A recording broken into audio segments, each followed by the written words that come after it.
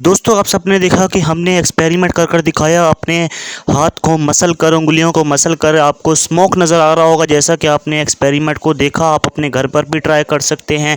अगर आप सबको मेरी ये वीडियो पसंद आई हो तो प्लीज़ हमारे चैनल को सब्सक्राइब करें, हमारे चैनल को सपोर्ट करें। हम ऐसी नई नई वीडियोज़ लाते रहते हैं। लाइक करें, शेयर करें। चलते हैं नई वीडियो की तरफ।